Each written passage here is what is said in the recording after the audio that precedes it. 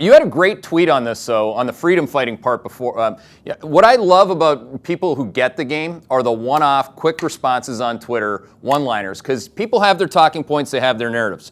Guys, find the tweet where Green basically chirped this guy on April the 8th, this guy Phil Back, who was he said, what kind of people prioritize their stocks at the expense of the hungry? Like, this is an interesting, you quickly, answered that one. I mean, I wonder, how much of political pressure, I mean, take it from both sides, if you will. I mean, people will say that on Twitter all the time, and I hear it from institutional investors all the time. This time it's different because the Fed really needs to do this for the people.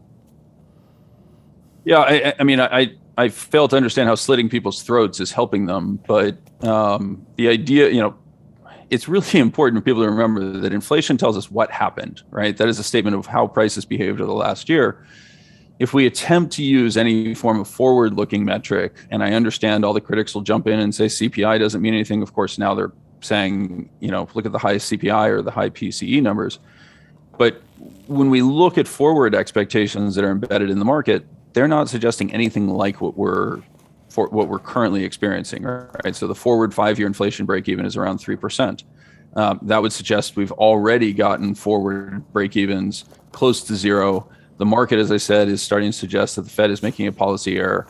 And, all the excitement around the historical inflation number, you don't get that back, right? I mean, if we have 10% deflation, to get that back, that is a disaster. And that's effectively what that tweet was highlighting. I saw an identical one today where somebody said, if you think this isn't a bubble in housing, let's hike interest rates to 10% and see how, the housing market responds to it. Well, we know how the housing market would respond to a 10% interest rate. And all that's telling me is I don't want that person in charge of the Fed, because it's basically, let's experiment on people to see if I'm right. Like, that's a terrible policy position to take. They've already, if they want demand destruction, I think that one of them even said that last week. I don't pay specific attention to their predictions because they're useless. But, the audacity of some of these comments, the pain that's already been felt in terms of, even if you look at MBA purchase applications week over week are trending, they're going straight down. This is not, there's a direct relationship, as you know, between affordability and the cost of capital when it comes to housing. Hey there, Hedgeye Nation, or if you're not part of Hedgeye Nation, thanks for watching Hedgeye on YouTube. If you haven't already,